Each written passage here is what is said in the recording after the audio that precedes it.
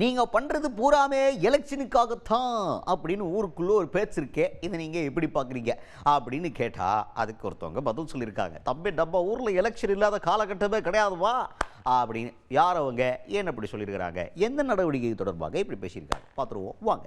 பாஜக எம்எல்ஏ வானதி ஸ்ரீனிவாசன் அவங்க தான்.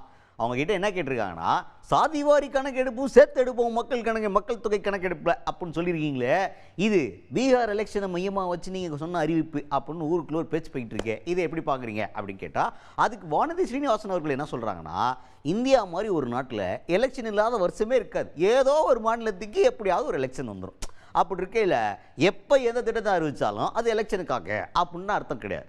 அதுக்கு தான் இந்த மாதிரிலாம் பேசக்கூடாதுன்னு தான் ஒரே நாடு ஒரே தேர்தல் எலெக்ஷன் அந்த கான்செப்டுக்கு போய்கிட்டு இருக்கிறாங்க அப்படின்ற மாதிரி விளக்கம் கொடுத்துருக்குறாங்க வானதி ஸ்ரீனிவாசன் அவர்கள். நம்மளோட நாட்டிலிங்க ஒவ்வொரு வருஷமும் ஏதாவது ஒரு 2 மாநிலம் 3 மாநிலத்துக்கு எலெக்ஷன் வந்துட்டே தான் இருக்குது. ஏதாவது ஒரு வருஷத்தை நீங்கள் சொல்ல முடியுமா எலெக்ஷன் இல்லாத வருஷம் அப்படின்னு? அதனால் எந்த திட்டத்தை அறிவித்தாலும் இது இந்த மாநில தேர்தலுக்கு அந்த மாநில தேர்தலுக்குன்னு இயல்பாகவே எல்லாரும் சொல்கிறதுக்கான வாய்ப்புகள் இருக்குது. அதனால தான் ஒரே நாடு ஒரே தேர்தல் என்கின்ற இலக்கை நோக்கி செய்கிறதுனால மற்ற நேரத்தில் செஞ்சால் அது எலெக்ஷனுக்குன்னு சொல்ல முடியாது. பீகார் தேர்தலை மனதில் வைத்து அல்ல, இது ஒட்டுமொத்த நாட்டினுடைய வளர்ச்சிக்காக அப்படிங்கிறது தான் நாங்கள் நினைக்கிறோம். அதனால் பிரதமர் மோடி அவர்கள் எதை செய்தாலுமே அதை எலெக்ஷனுக்காக செய்கிறாரு, எலெக்ஷன் ஆதாயத்துக்காக செய்கிறாருங்கிறது வழக்கமான அரசியல். அதுக்கடுத்துதான் சிபிஎஸ்சியில் புதுசாக ஒரு குண்டு போட்டுக்கிறாங்களே, உங்களுக்குலாம் தெரிஞ்சிருமே, 5ஆம் கிளாஸ் 8ஆம் கிளாஸ் படிக்கிற பசங்களுக்கு ஒழுங்காக படிக்கலை அப்படின்னா ஃபெயில் ஆகி விட்ருங்க அப்படின்ற மாதிரி அறிவிச்சிருக்கிறாங்களாம். ஸோ இது ஏற்கனவே அமைச்சர் அன்பில் மகேஷ் அவர்கள் கண்டனம் தெரிவித்து பெற்றவங்களாம் எதிர்ப்பு தெரிவிக்கணும்னு சொல்லிட்டு பேசியிருந்தார் சமீபத்தில். அதை கேள்வியாக கேட்டதுக்கு வானதி ஸ்ரீனிவாசன் அவர்கள் என்ன சொல்கிறாங்க அப்படின்னா, இப்போ படிக்கிற பசங்கிட்ட அவங்க படிக்கிற சிலபஸ்லேருந்து தானே கேள்வி கேட்க போகிறாங்க அப்படின்னு ரொம்ப சிம்பிளாக அதை நியாயப்படுத்துறதுக்கு முயற்சி பண்ணியிருக்காங்க. மக்களுடைய கவலை என்ன அப்படின்னா, 5ஆம் கிளாஸ் படிக்கிற பசங்களுக்கு பாஸு ஃபெயிலு நீ படிக்காத மக்கு அப்படின்ற மாதிரி ஒரு மனப்பக்குவத்தை ஏற்படுத்தி மன உளைச்சலை உண்டாக்குறாங்கன்றது தான் கம்ப்ளைண்ட்டாக இருக்குது. ஆனால் இவங்க அதெல்லாம் கிடையாது, அதெல்லாம் கரெக்டு. இப்போ எல்கேஜி பசங்கிட்ட வாட் இஸ் யுவர் நேம் அப்படின்னு கேட்டால் பதில் சொல்ல கற்றுக் கொடுக்குறோம்ல, அந்த மாதிரி தான் இந்த எக்ஸாமு அப்படின்ற மாதிரி இதை நியாயப்படுத்த முயற்சி செய்திருக்கிறார் வானதி ஸ்ரீனிவாசன் அவர்கள்.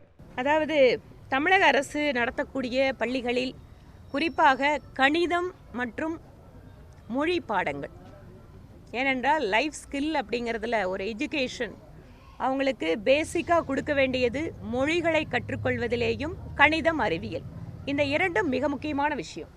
ஆனால் சர்வதேச அளவும் சரி இந்திய அளவிலேயும் சரி பல்வேறு ஆய்வுகள் என்ன சொல்லுதுன்னா, அந்த குழந்தைங்க 8வது 9வது தாண்டி போகிறாங்க, ஆனால் அவங்களால ஒரு பக்கத்தை முழுதாக படிக்க முடியவில்லை. ரொம்ப சிம்பிளான ஒரு மேத்தை கூட அவங்களால போட முடியாத ஒரு சூழல் இருக்குது அப்படிங்கிறத ஆய்வறிக்கைகள் நிறைய சொல்கிறாங்க. நாம் கல்வி கூடங்களை நடத்துகிறோம், மாணவர்களை அங்கே அவங்களுக்கு கல்வி திட்டத்தை கொடுக்குறோம். ஆனால் அது குவாலிட்டியான எக்ஸாமினேஷனாக இருக்கணும், குவாலிட்டியான சிலபஸாக இருக்கணும். அப்படி இருக்கின்ற பொழுது ஏதாவது ஒரு இடத்துல ஒரு எக்ஸாமினேஷன் அப்படிங்கிறது முக்கியம்.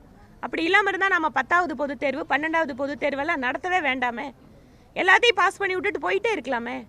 ஆனால் பள்ளி கல்வித்துறை அமைச்சர் அவருடைய அந்த கருத்து என்பது ஒட்டுமொத்தமாக தேர்வுகளே வேண்டாம் என்று சொல்கிறாரா? அப்படி இருந்தால் மற்ற தேர்வுகள் எல்லாம் என்ன பண்ணுறது?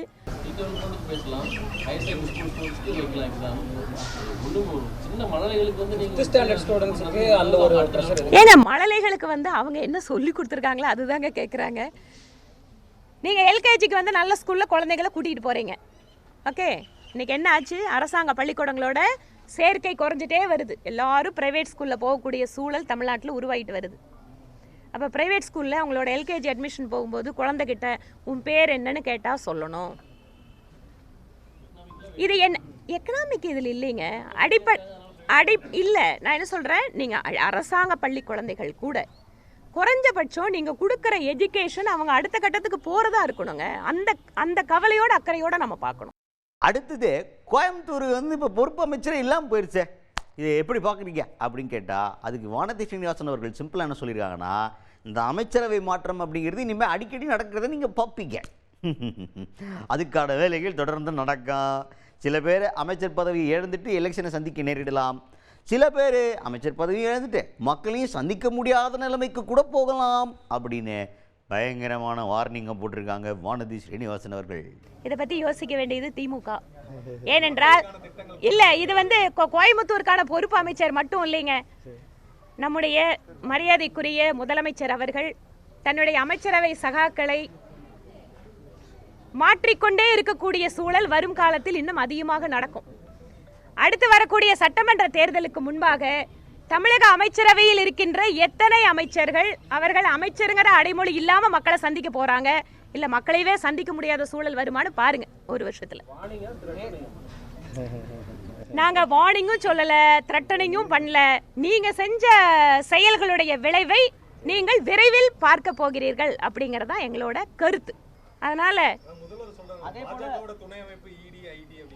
இது என்ன இப்பவா சொல்றாங்க? அவங்க மேல வந்தா மட்டும் அது பாஜக துணை, இப்ப வேற யாராவது வேலை பண்ணா? அமைச்சருடைய வழக்குகள்லாம் நிறைய முடித்து வைக்கப்பட்டிருக்குது. அதே மேல இப்ப நடவடிக்கை எடுக்காம திமுக அமைச்சருடைய பழிவாங்க. இந்த ஒவ்வொரு வழக்குமே அவங்கவங்க நீதிமன்றத்தை சந்திக்கிறாங்க, நீதிமன்றத்தில் அவங்களோட தரப்பை சொல்றாங்க. திமுக அமைச்சர்களும் நீதிமன்றத்தின் வாயில என்ன நீதி இருக்குதோ வாங்கட்டும். நாங்க யாராவது நீதிமன்றத்துக்கு போக வேண்டாம்னு எங்காவது தடுக்கிறோமா? நீதிமன்றத்துக்கு போனாதான் தெளிவா சொல்றாங்களே, நீங்க இத்தனை குற்றம் பண்ணியிருக்கீங்க, இதுக்கு பதில் சொல்லுங்கன்னு தான் கேட்குறாங்களே. அடுத்ததான் சாதிவாரி கணக்கெடுப்பு அப்படின்னு அறிவிச்சிருக்காங்களே, அதை அறிவித்ததுக்கு காரணமே நம்ம சிஎம் தான் அப்படின்னு சிஎம் அவர்களே பேசியிருக்காரு. நான் சொன்னதுனால தான் வந்துச்சு அப்படின்ற மாதிரி அவர் சொன்னதாக ஒரு கேள்வி கேட்டாங்க. யார்கிட்ட? வானதி ஸ்ரீனிவாசன் அவர்கள்ட்ட. அதுக்கு அவங்க என்ன சொல்கிறாங்க அப்படின்னா, ஏன்பா யாரோ புள்ள பெற்று குத்தா பேர் வைக்கிறதுக்கு கஷ்டமா, நம்ம பண்ணுறதுக்கெல்லாம் இவங்க தான் காரணம்னு சொல்லிட்டா நம்ம என்னத்தை சொல்கிறது இதுக்கு அப்படின்ற மாதிரி விமர்சனத்தை முன் வச்சிருக்கிறாங்க வானதி ஸ்ரீனிவாசன் அவர்கள்.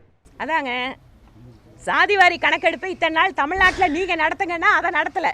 ஆனால் மத்திய அரசு அறிவிச்சோன்னே நான் போய் உடனே அது என்னால் தான் அப்படின்னு சொல்கிறது, அது யாரோ கஷ்டப்பட்டு குழந்தைய கொண்டு வந்து கொடுத்தா பேர் வைக்கிறதுல என்னங்க கஷ்டம்?